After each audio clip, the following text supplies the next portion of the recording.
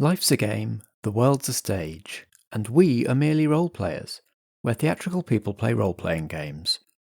I'm Matt Boothman, and I'm your compere for this main house production. Here on Merely Role-Players, we improvise stories to entertain you, and to entertain ourselves, because where'd be the fun otherwise?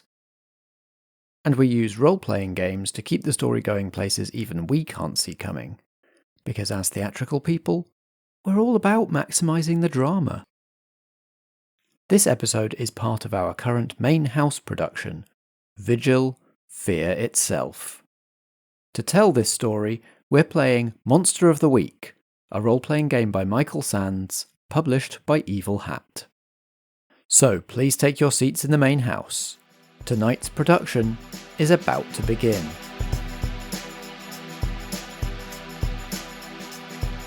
Vigil, a Merely Role-Players main house production. Fear Itself, Act 5 of 5. Hi there, my name's Alexander Pankhurst and I play Graham the Summoned. Graham's just your average accountant, who happens to be a demon, and is destined to bring about the apocalypse. I'm Ellen, and I play Jess Butterworth, the Spooky. Jess is a Sherrydown local, born and bred. A voice in the back of her mind keeps telling her she's bigger and better than this town. It's about time Jess showed Sheridan how badly it's underestimated her. Hi, I'm Chris Starkey and I play Cameron Jarvis, the Wronged. Cam's parents and sister were killed by ghouls when he was just 10 years old, while on a camping trip near Sherrydown. Ever since then, a Doom agent has been secretly training Cam to hunt and kill monsters. There's a new kind of ghoul in Sheridan. And you said there's some sort of team up. Ghouls and... a busybody.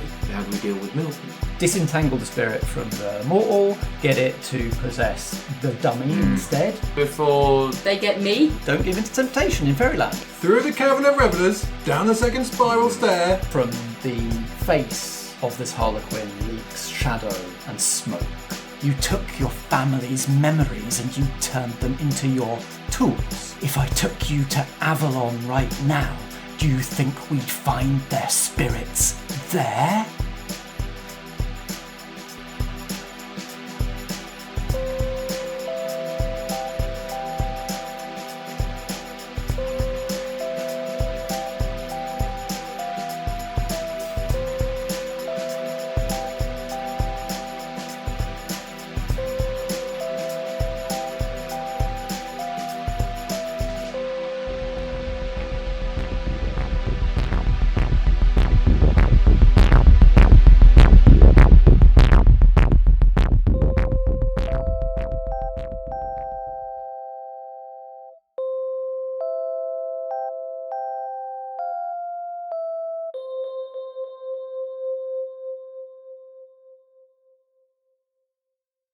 Jess.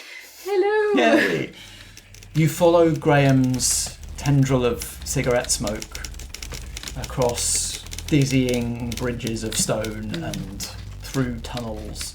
And as you round a particular hairpin corner, a blind corner, you pull up short with a government-issue 9mm pistol pressed to your temple. Didn't think you'd find the back way. Let me go first.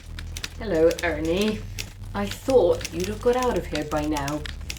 You can plan and plan for this place, but there's always a few more twists and turns than you expect. You're extremely lucky that Cameron isn't here. Yeah, I suppose I am. So you stay here, keep things calm, keep things friendly, and there won't have to be any unnecessary violence. You have to tell me exactly what you're going to do. I don't think I do. I would like to Do you want to read his roll mind? Telepathy. Yep, Thanks go very for it. much. I think this is probably manipulate. It is a manipulate move, yeah. Yeah, so this is roll plus charm, but you don't have to actually talk to him to do No, it. you can just be like, Yeah. okay. That's... Hey, Ooh, that's really good. Okay, that's 11, Plus charm. 0. 11. His face is stone impassive. He is a government, intelligence operative. He doesn't have to tell you anything. And as he is looking at you saying this, Kit is over his shoulder, just like with his hand literally in Ernie's head, rummaging around. Oh, no, okay, mate. He's not here for the same thing we're here for. He wants them to get it back up and running. He just wants to find out why a mission is on the blink. And try and get him to fix it. Can you tell if he's here on his own or if he's here with Doom's blessing? Definitely. Oh yeah, this is officially sanctioned. It seems like I can see the orders, but he is here. This is just him. It's him on his own.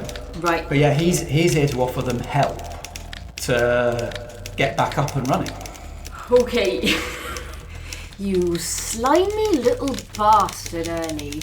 His eyes flicker as he's like, this seems like a total non sequitur to him. He has no idea that you know what you know. I know. You just see some silly little girl from Sheridan. You think nothing of me, but I know things about you now, Ernie, and I'm never gonna trust you again. There is absolutely no way I'm letting you go in there first. I know what you're trying to do, and I'm not gonna let you. And I'm going to try and kick some ass. This is not going to go well. Yes. But I have a knife. Yeah. Are you going to use the knife, or are you going to? Is this a fisticuffs situation? I think it's I mean, he does have a gun to my head. He has a gun to your head, and he is wearing a stab vest. It looks like he's armoured for ghoul. Yeah. He knows that he could get stabbed here. And I just have a knife. Mm-hmm. But do you know what? Let's try. I think I'm going thigh rather than stab vest. Great, okay. As you're going for the thigh, he's seeing that you're making sudden movements. He's going for a step back to draw a bead on you with his gun. So roll that, kick some ass, plus tough. Come on. That's 10 plus 1, 11. Right. There is 2 harm coming at you from him shooting you. Okay. You're going to do whatever your knife does. Which is 1. Okay. And you get an extra option from kick some ass. Okay. I force them where I want them, which is behind me. Stabbed in the leg and immobilised, so he can't follow you. Yeah, exactly that. Is kind of what we're going for. Great. Technically, the 1 harm knife does nothing because he's got a one armour stab vest on. But because you specifically said you were going for the leg, and because even if you only did 0 harm, you'd still get a harm move. Yep. Which can be stop him moving, knock him down. That was close. Yep. Skin of my teeth. That was risky. You stab him in the leg, and you feel like you probably haven't hit an artery. You probably haven't hit anything that's going to kill him. He's probably not in danger of death, but it's certainly going to slow him down. He's certainly not going to be able to run after you at speed. However, as the knife goes in and comes out of the leg, he does manage to stagger back 1 step and shoot you. Oh. Ow.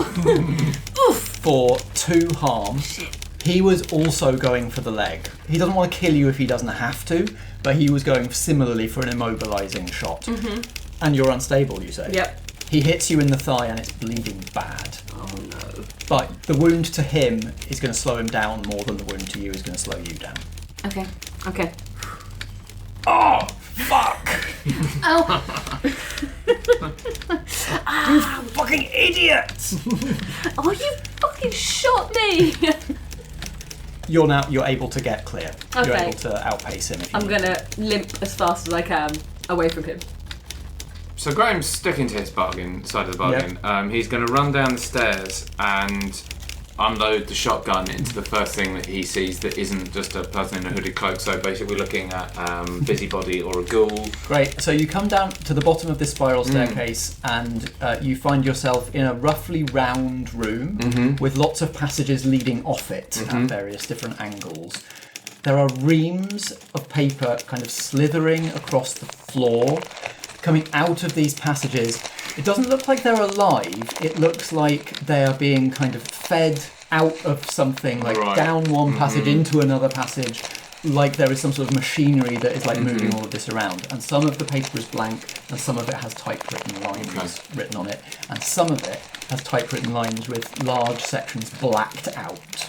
And also at the very bottom of these stairs, you find it does appear to be a busybody as opposed to a ghoul.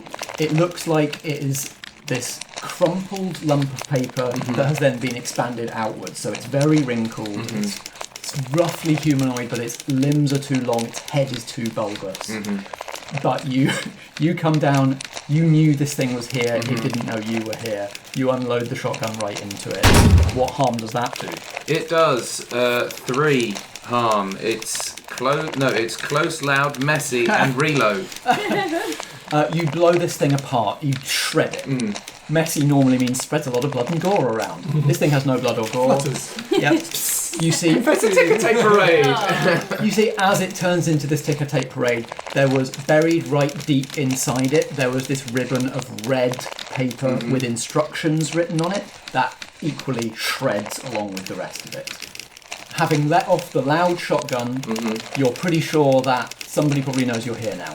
I'm going to go looking for that someone. Amazing. I think given what Jess and co told you about the setup in the depot, you know that the typists type on blank paper, the typed paper is then fed to Clarissa, who then does something to it. They never saw what, but you're seeing all these blacked out censored bits. That's probably the thing she's doing.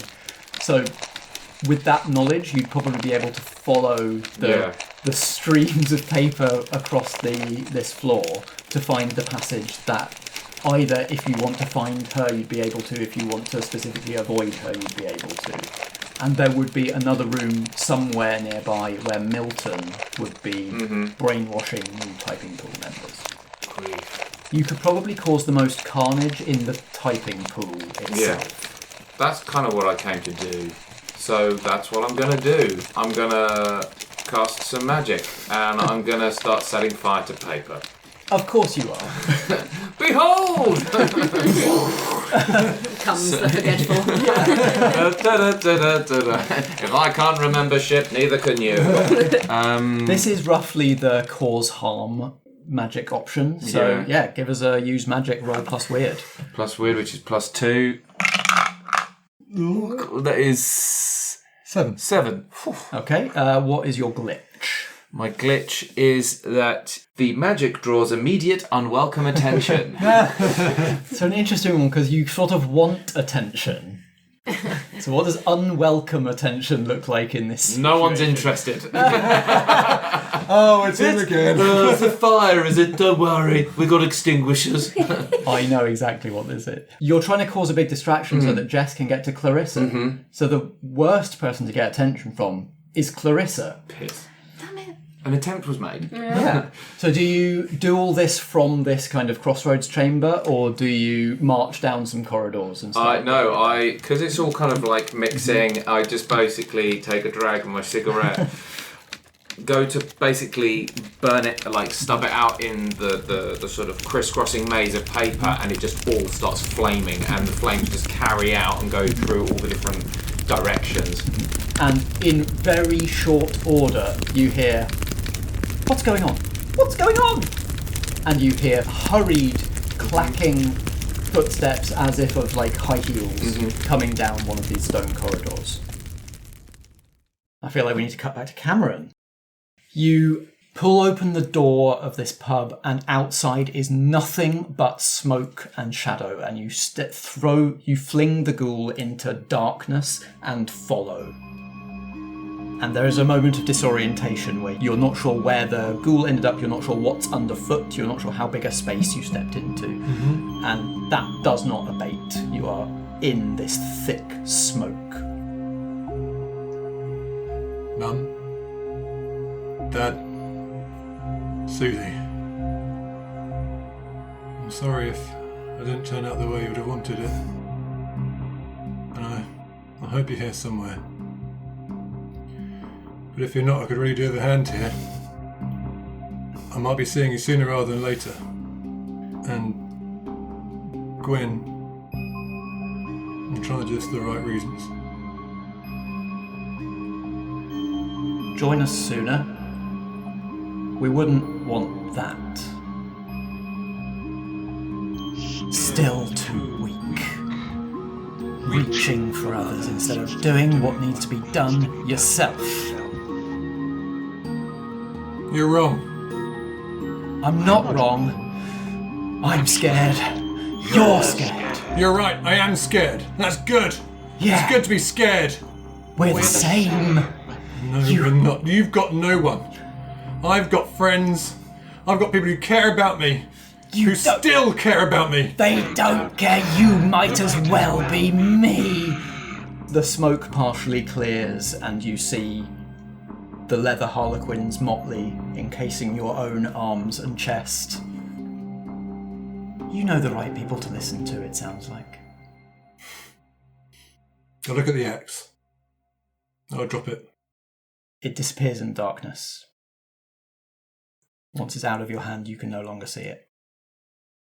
You're right. I am like you. But I've got something to live for. Now fuck off! I think this is still a kick some ass, don't you? Sure. It's an unconventional one, but I think that's what it is. So +6 again, I guess. Eek, that's 12. Yeah. Can I take no damage on this? You can take less harm. Okay, I'll do just standard Yeah. 2 damage then. What am I using to hurt him? What indeed? As you stand strong and say this and yell back against all of the things this ghoul is trying to tell you are true about yourself, there is a moment where the darkness deepens even more until you can't see the harlequinade that you were briefly dressed in, whether that was real or an illusion. You can't see a thing. It's like the darkness of the grave.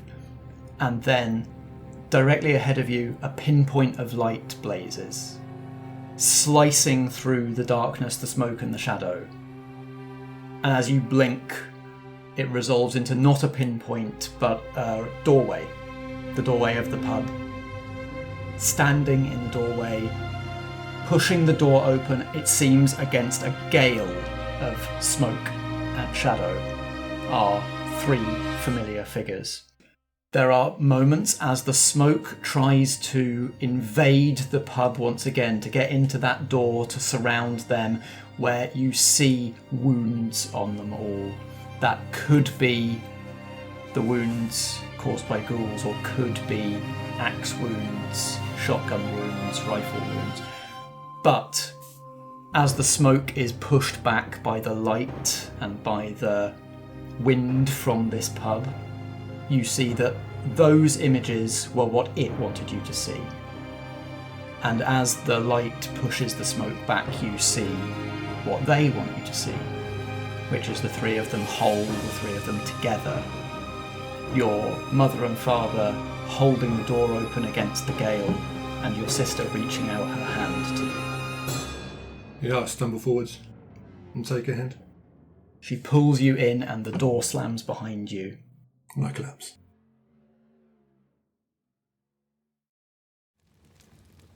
Are they still there? Everything in this space is slightly hazy. They've seen through this friendly haze of open fire and cigarette and general slight griminess of a well-used, well-loved country pub. As the door closes and you collapse, they sort of flicker from where they were standing to positions sitting around the bar, each with a drink.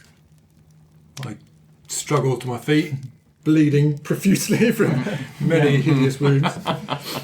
Yeah, I'll go to the bar. Let's sit at the bar. Hi guys. Thanks for the assist there. Looked like you were going to make a big mistake, bro. So couldn't let you. You've, you really don't look like you've been doing well without us. I haven't. I've missed you guys.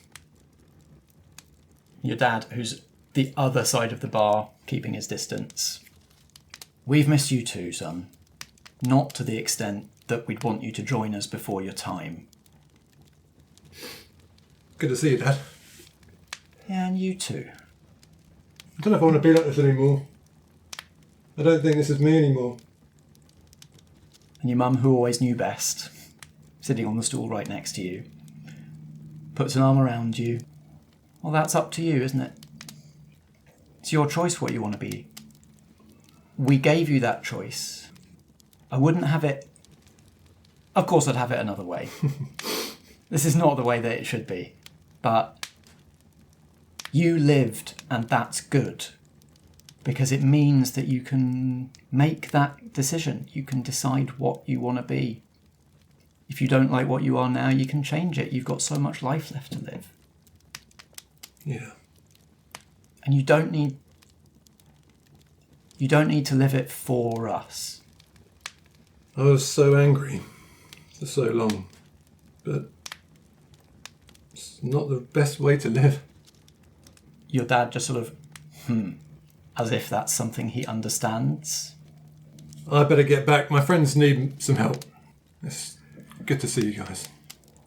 Good to see you too, and this place is all right. This isn't, in case you're wondering, we're not always in a pub.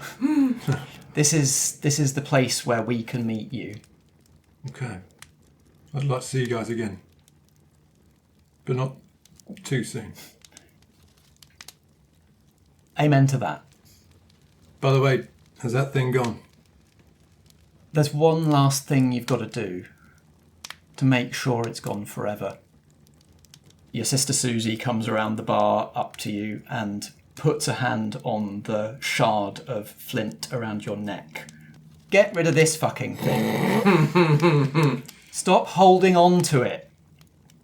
But then I'll forget. Or I might forget. Will you? Nah. And he rips it off and throws it to the barkeep. Catches it. Do something with that. You can actually see now through the haze that there are sort of, as in many country pubs, there are sort of mementos and things mounted on little wooden plaques around the walls. Reckon we got a gap for something like this. Look after it for me, will you? You got it. Mum. Dad. Sis. I've still got to fight because my friends need me to. But a friend of mine told me to fight for the right reasons. I think I get it. I think. Well, stop thinking and do it. Go. Go, go, go, go, go! Hey, you've pissed me off, man. I can feel that rage bubbling. See you, Susie. I've got to go. Not if I see you first. All right, wise ass. I've got to get out of here. I don't know how I'm going to get there. I charge out the door and hope I end up in the place I need to be. You charge out the door into a carriage of the ghost train, and barrel, your momentum carries you straight out of the opposite door on the other side of the carriage onto the platform in Fairyland.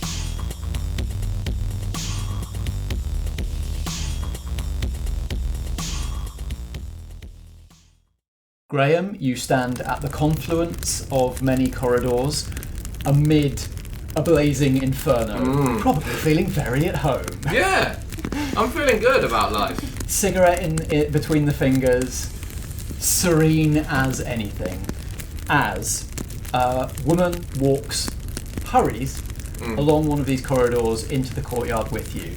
She is a sort of slightly below average height, even in her heels. Dressed in kind of clerical, secretarial, like a white blouse with a pencil skirt, high heels, but there is a slightly kind of old-fashioned, anachronistic kind of cut to the blouse. It's got a little more frill than you would expect in a modern person. A large amount of curly brown hair tied up in a sensible, very sensible, severe bun. You can also see, coming down the corridor, hovering behind her, the hazy outline of a being like Kit. Jess, still following Graham's cigarette trail, stumbling, dripping blood from your wounded leg. You emerge into a chamber. You see the desk that you last saw on top of a raised podium dais in the middle of the depot. Reams of paper are piling up and curling on top of it because there is nobody currently at the desk. There are sort of writing implements on the desk. There is like an ink block and a fountain pen and all of these sorts of things. And some of the paper is heavily censored, and the new stuff that's coming in is fully typed but not censored. Okay. And you can see, actually, just glancing as you go past, that the writing on these reams of paper is basically like a stream of consciousness account of stuff that's happening in the mortal realm. Oh, okay. But there's no time to examine that in too much detail because you see the smoke trail ends here. This is where Graham was trying to lead you. This is where Clarissa was. But she's not here now, and you can smell smoke. You can smell burning paper. You can see the flickering of flame in the next corridor outside, and you can hear the sound of a commotion beginning. Right.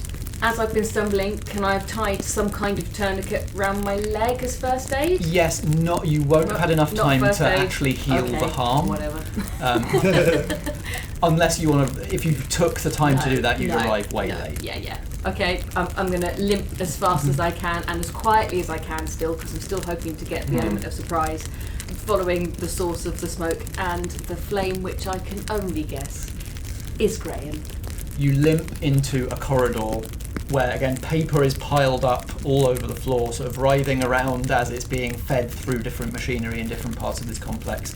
All on fire, the corridor is choked with smoke, it's hard to see, it's hazy, but you can see the silhouette of the back of a woman about your height, a little shorter, at the far end of the corridor. You can just about make out Graham's outline beyond her, and you can see in full detail, hovering behind her, Milton, who is looks like a young man about the same sort of age as Kit, where Kit is a little more gender ambiguous. Milton is very male presenting, with a short haircut, glasses, and a neat starched shirt tucked into his sensible trousers. But he's hovering off the ground behind her.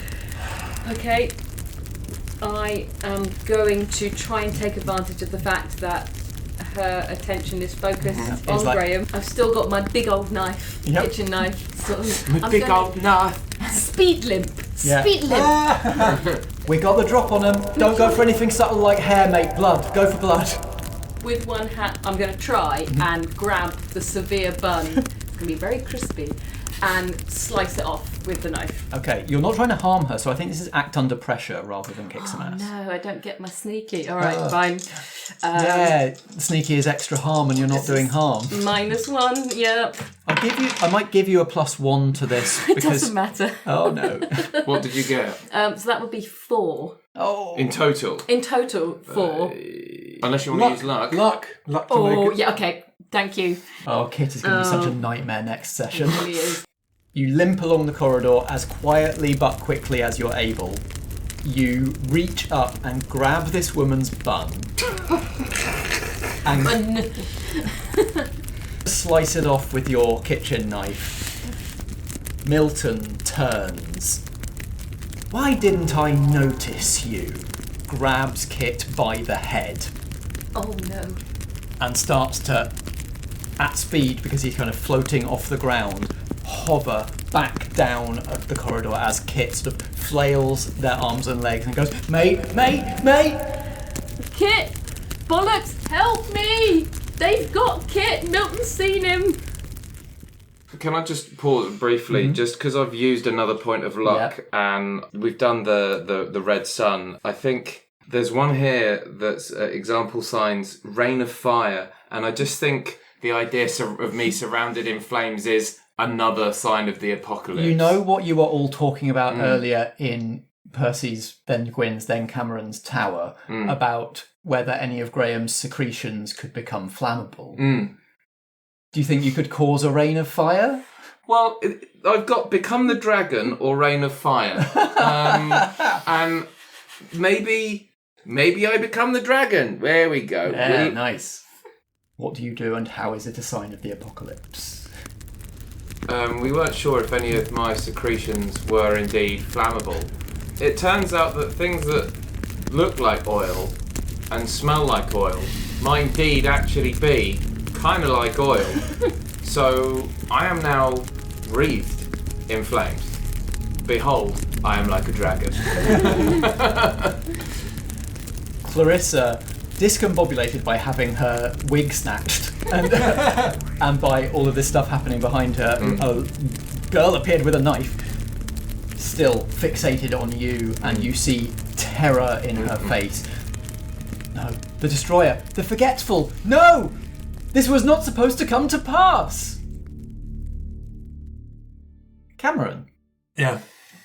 Trelane, still up in his VIP area, much more like together again now, sees you arrive and just sort of taps their champagne glass and everything parts.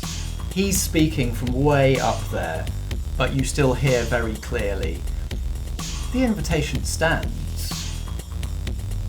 Next time we ride, I think you'd have a wonderful time. Enjoy your stay. I just flip the bird as I walk past. Lovely.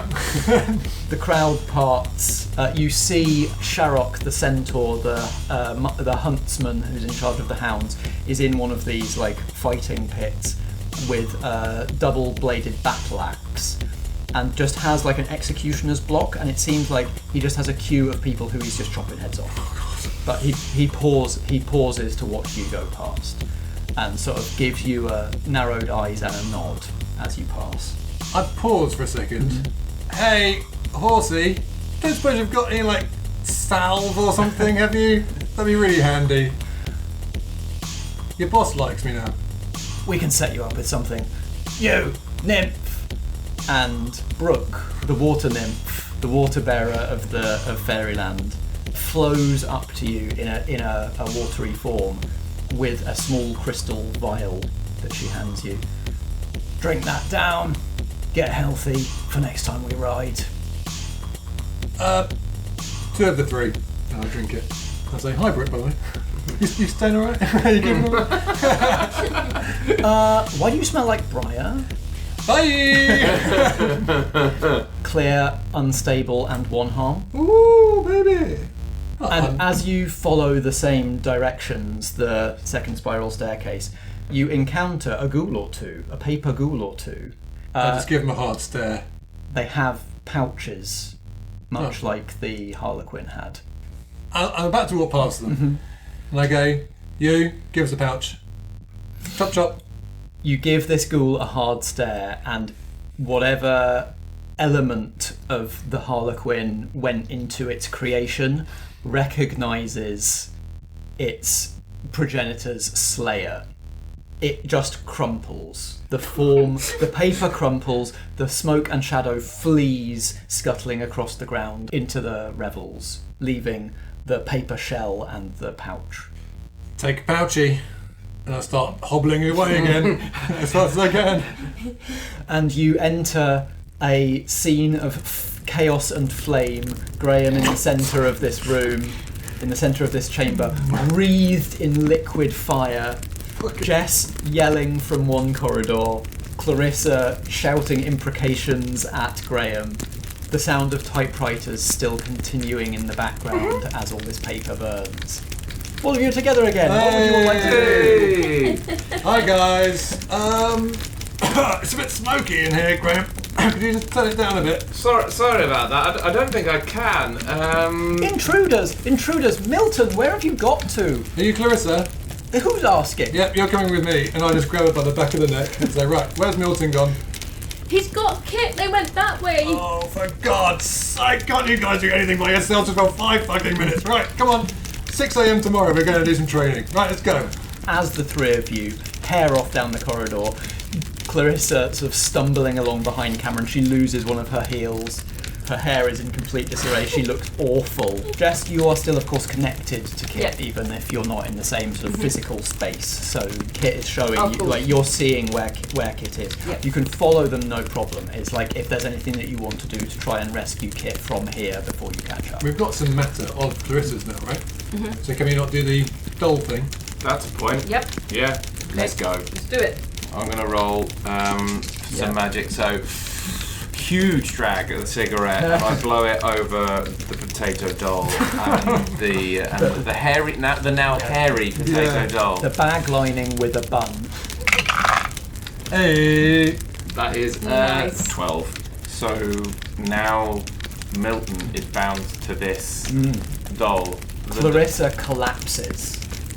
It feels like that Still being held by Yeah, Chris? still being held by Cam, but she goes limp in Cam's arms. It seems like breaking the connection was a shock. Mm-hmm. She's not fully unconscious, but you can see like her eyelids fluttering, her eyes rolling underneath. I just take the potato doll off you and just hold it and watch it burn in my hand because I'm still flaming. This isn't pretty. Like, oh, it looks hot. No, I'm flaming. It's just sitting there with it in my hand, watching it burn, waiting for someone to get monumentally angry because at some point I'll be able to hear it. Yeah, you all hear ringing inside your heads. Coming closer as Jess, you can see coming down the corridor, Milton still holding Kit but with a much less of a death grip, speeding towards you all like almost flying Superman style, like as fast as he can possibly go, abandoning any pretense of moving like a mortal being. As he gets closer, Graham, you see this in parts, Jess, you see this in detail, he begins to come apart. Like he was a cloud of particles that was held together by some sort of tension that is now breaking. Parts of him disperse into smoke, just like the smoke coming off the dolly, the effigy. What did we ever do to any of you? And he's gone. And Kit skids to a stop. He is still maintaining that pretense of sort of interacting with the world like a mortal, so skids to a stop through the paper ash and flames and looks at you, Jess. I know I said I wanted to kick his ass. When's it gonna feel better? I don't know, Kit, but I got it. Let's get out. This place is on fire enough for me. Let's get out of this place. Agreed. Just want to say, guys, did we win? I heard a scream. I think so. Yes. Yeah. Cool. I think that's for the most part. And as you guys sort of turn to sort of get the bag to get out of here, I look directly at Kit. Just so you know, I've been able to see you this entire time. And if at any point you fuck with this girl in the way that you did last time, I'll separate the two of you and I'll kill you. You got that? I can't hear you, remember? But I know you can hear me. Yeah, well, I've been able to see you the entire Kit, time as stop well. it. And she's just going to, as much as she can, just like pull him away from Graham. I proof the bag. Proof the bag. Flaming toadstool. Yeah. In among the flames of this reconstructed depot operation, a fairy ring blooms around the three of you plus Kit and Clarissa if you're bringing her with you. Yes. You feel the world, reality, the realms tilt around you. And Cameron, as the one who activated the fairy ring, you have control over what realm you're sending everyone to. Inferno? The Inferno! Very tempted to go back to Albion. Avalon. Avalon, sorry, excuse me. But thinks it's probably time to go home. And so pictures the green, the village green. Yeah. The smoky interior of the Avalon pub fades into view just for an instant as you think about it. But then you will find yourselves on the village green in this ring of mushrooms that wasn't there before. I step out the fairy ring and extinguish myself. You step out the ring, you extinguish yourself, and it's 6 a.m, the exact time that you got on the ghost train. Jess and Cam, let's make some rolls.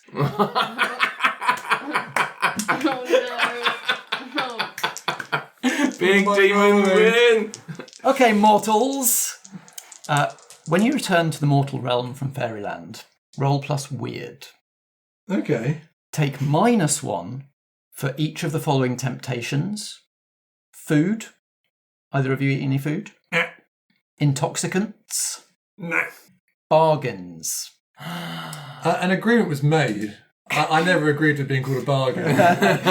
You attempted not to, but you exchanged favours. Okay. Twice. I'm still only going to give you 1 - 1, but both with Trelane and Sharrock to get your path and your healing, and also with the Goblin at the beginning. Yeah. So you're getting a -1 for that. Okay. And secrets.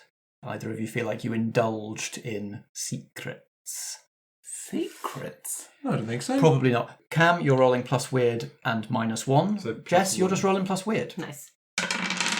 That's not good. That's a 4. That's a 5 total. Okay. But I level up. Hey! And let's get Jess's roll and then work out what's going on. That is a 3, Oh, God. 4, 5 total. These dice, man. Yay! 2 full fails. So, Graham, you step out of the fairy ring. It is 6 a.m., the exact same time that you boarded the ghost train. And when you look back, both Jess and Cameron are gone. Ah, fuck. And I think that's the end of our story. Bon. Bon, bon, bon, bon.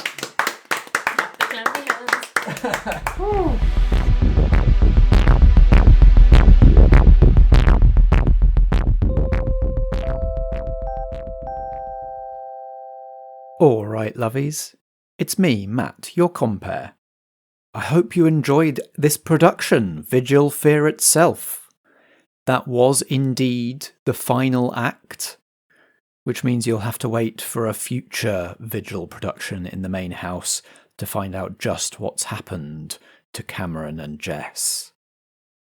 We'd like to invite you backstage next week for a post-show discussion with myself and the cast, after which we'll be closing down the main house, ready to get our next main house production ready, and reopening the studio.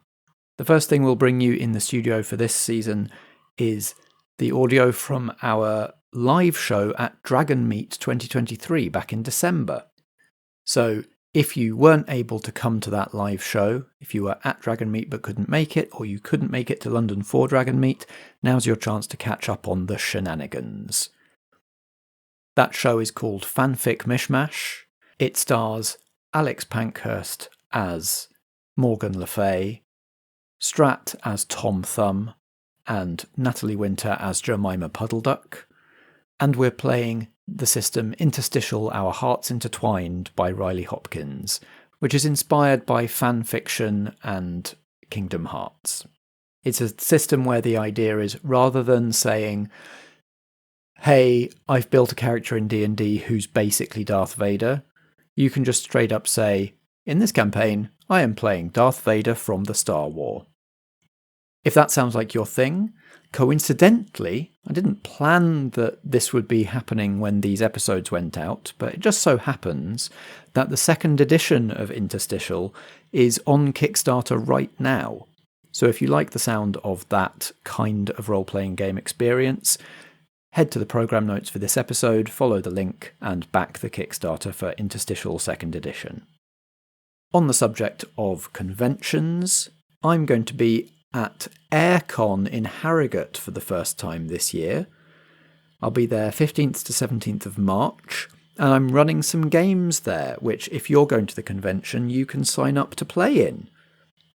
I'm running 2 sessions of Spindlewheel by Sacha Renaud, which is a tarot-inspired storytelling game that uses a deck of custom oracle cards, and 1 session of The Hunted by Chris Bissett, which is a folk horror one-shot role-playing game where you play friends lost on the moors who are running from a terrible hunter, and you also tell campfire stories that establish what that thing that's hunting you is. So you're building the threat at the same time as your characters are being hunted by it, which is very cool. If you're heading to Airecon, or if you now want to head to Airecon because you like the sound of those games, again, head to the program notes for this episode, and there's a link there that you can use to sign up for those games. You're looking for Spindlewheel on the Friday and the Saturday, and then The Hunted on the Saturday. If you need more of the horrors in your life after Vigil Fear itself, You can also find me over at Actual Play UK, running 2 sessions of Heart the City Beneath by Grant Howitt and Christopher Taylor over at Rowan Rook and Descartes. This is a long, delayed live stream. You'll have heard me trail it before, only to come back an episode later and tell you that it's been postponed. Part 1's genuinely out now. It happened, and currently, if you go to twitch.tv/actualplayuk, you can watch it on demand there.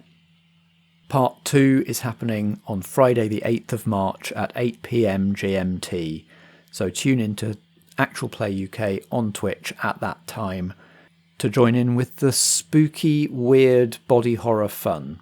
This game and our sessions of it do come with content warnings for body horror, addiction, obsession, violence, gore, and general weirdness. I had an absolute ton of fun running these 2 sessions, going on a wild, deep dive into the depths of a city shaped by desire, along with Maddie and Zach from Realms of Peril and Glory, Dan from the Brit Twits YouTube channel, and friend of the show, Fiona from What Am I Rolling?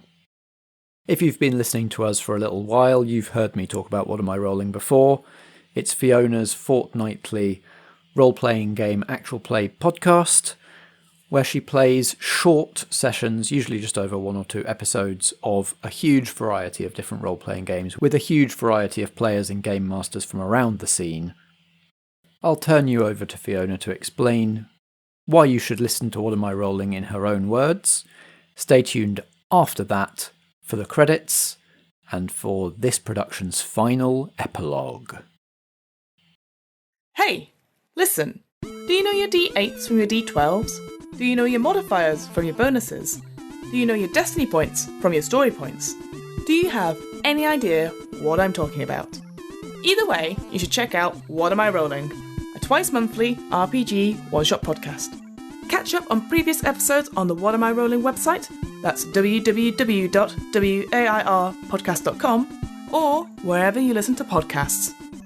Remember, adventurers need not apply.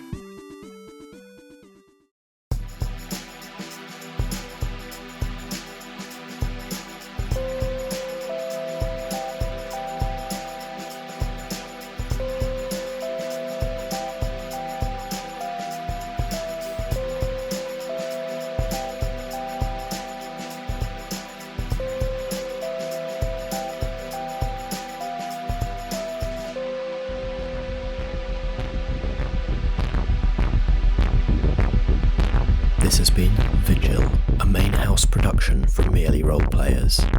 It stars Christopher Starkey as Cameron Jarvis, Ellen Gould as Jess Butterworth, and Alexander Pankhurst as Graham. I'm Matt Boothman and I play the supporting cast. Editing and sound design by me, and the theme music is by Alexander Pankhurst. We were playing Monster of the Week, a role-playing game by Michael Sands, published by Evil Hat Productions. You can find Monster of the Week at genericgames.co.nz. Merely Roleplayers is a Foggy Outline production in association with Blackshaw Theatre Company. Until next time, if drama be the food of life, play on.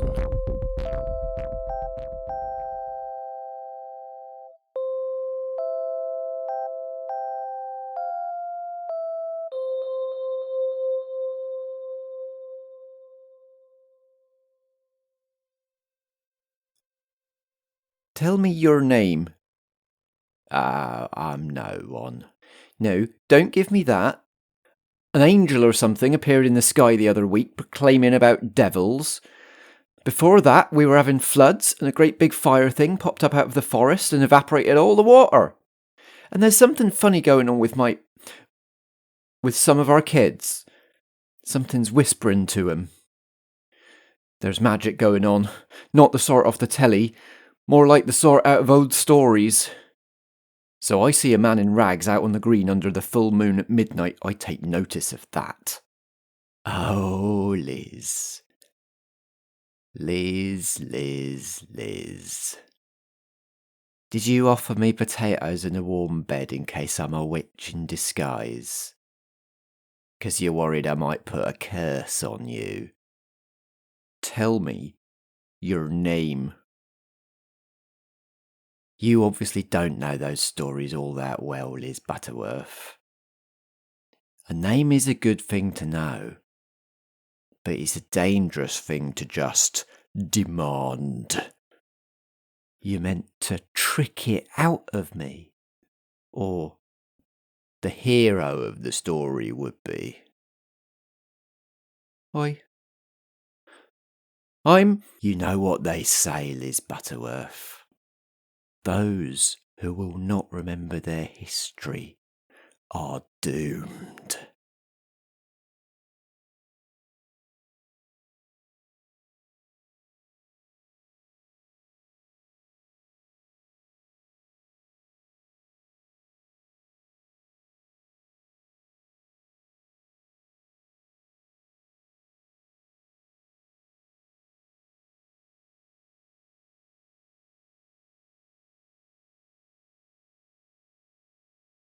We'll end up cutting this bit out, but I want this to be a discussion because it's got to be like what's interesting for you guys.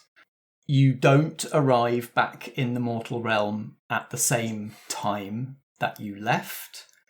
Do you think it's more interesting if you arrive at some time in Sheridan's past, which would give you the opportunity to explore things like the Order, some of the events in people's backstories? You talked about like stopping ghouls before they started, although I know that's not necessarily Cameron's motivation anymore. Or do you arrive later, which would mean effectively Jess and Cam kind of miss some stuff that's going on and maybe arrive in the nick of time in some other adventure that we'll do at a later date? I think that sounds more fun. That sounds way more fun, yeah. Cameo drop in. Massive fight going on in the green. They're like, how will we get out of this? And you two just go, huh. Hi guys!